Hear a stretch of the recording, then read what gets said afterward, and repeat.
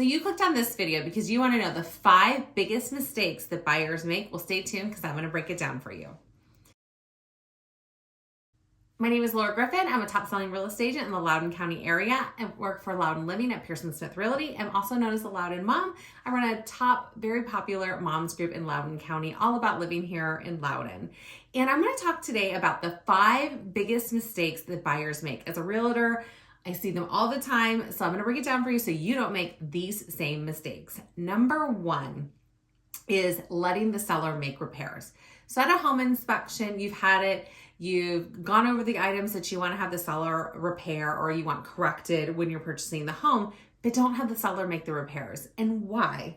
Get a credit. The reason why is the seller is not going to maybe have your best interest at heart. They're going to pick their own contractors. They may not pick the one with the best warranties and things like that. So take the control back. Get a credit for what you think the value will be for those items. And then after closing, hire your own contractors. Get better favorable terms, sometimes better warranties. And maybe the repair that the seller is going to do, maybe not something you want to have done that way. Maybe you want to get something upgraded and pay just a little bit more and get like a better quality of a product. So always ask for a credit. I always recommend this versus having the seller do it. The other reason I also ask this is that sometimes it may not get done in time and it could hold up closing. Maybe the contractor had an issue with getting something. So by saving the time and by getting it done after the fact and just getting the credit, a lot of times you're not going to have any troubles with closing on time and you can get it done by the contractor that you select. Number 2 is a big one because I've personally experienced this myself, is do the walkthrough before closing. You don't sign the paperwork until you've physically seen and walked the house. Now here in Virginia, you can do a walkthrough anytime the 7 days prior to closing, but I always recommend do one ahead of time, but also do one the day of closing. And why? Because you never know what has happened from the time the seller's moved out to the time you sign the paper. So you want to just go through. Has anything leaked overnight? Maybe the seller moved out the night before. You want to make sure that everything's in working order before you sign on the dotted line, because once you sign on the dotted line, the house is yours. Also make sure, has the seller taken any items from the house?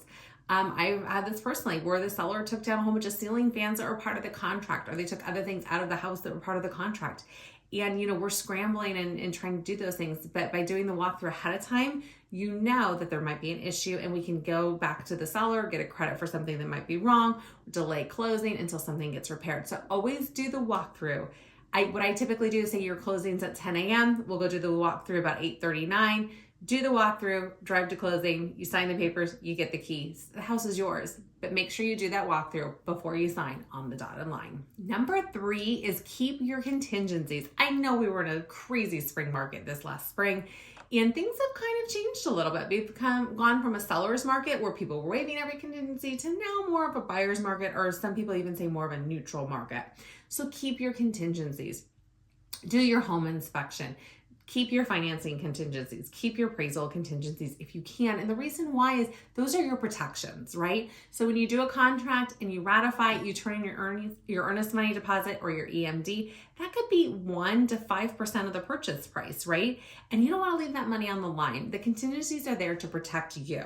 So do your home inspections, keep your financing contingencies, and keep your appraisal contingencies. Because at the end of the day, they're there to protect you and to protect your earnest money deposit, which is held typically by a title company here in Virginia. Number 4 is know if it's a flip or a flop that you're buying. So we all know what's a good flip and what's a bad flip. On a bad flip, they might have cut some corners and there might be some things that you're gonna have to fix after the fact that weren't done right. So know if you're buying a flip. And if it's a flip, not all flips are created equal. There are some flips out there that the companies do an amazing job, and I've seen some of these and the work is top notch. I've seen some that are not quite as good. So know the telltale signs if it's a flip and know the quality of the work behind it, but know that sometimes with flips, the corners may have been cut and that you may need to fix some things after the fact. So kind of always have that in the back of your mind, because I know a lot of times in our area, buyers will gravitate towards home because they're turnkey, they're ready. Maybe the flipper painted it, put new carpet, renovated a few of the spaces, and it looks so much nicer than a house that's maybe a little little outdated or need some paint or need some love and some new carpet. But at the end of the day, it may not be a better value and it may not be a better deal for you. So definitely compare apples to apples when you're looking at houses. Is a flip going to be a good deal for you, or maybe it's a flop and you don't want to pass on that house and buy something and put a little bit of work into it yourself to make it the home that you want? And number 5 of the biggest mistakes that buyers make is doing dual agency. I know, a lot of times people think it's a really good deal to have the seller's agent represent the buyer. It's not always a good idea. That seller's agent has a fiduciary duty to the seller and to work in their best interest. But who is your best interest as the buyer at heart? It's not going to be that agent. They have that duty to that seller. They know everything about the seller. They've been working together sometimes for weeks, days, maybe even months. So they really know each other, and they're not going to have your best interest at heart. As a buyer, you need someone in your corner to protect you and to have your best interest at heart, especially when you're dealing with contracts. You're talking about home inspection negotiation. What if the appraisal comes in low? What if there's a financing issue?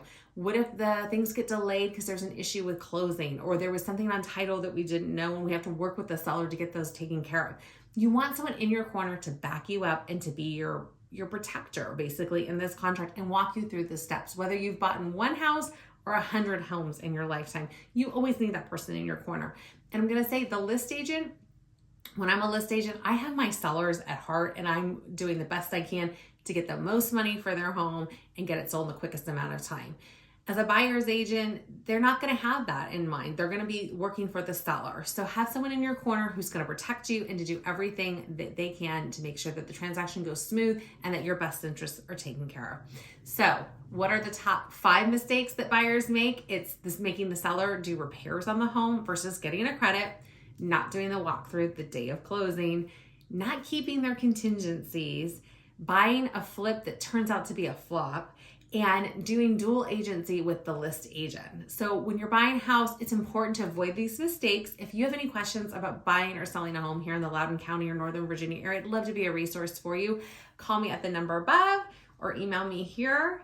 And stay tuned because we're gonna have a lot more videos coming out all about buying and selling homes in Loudoun County and the Northern Virginia area.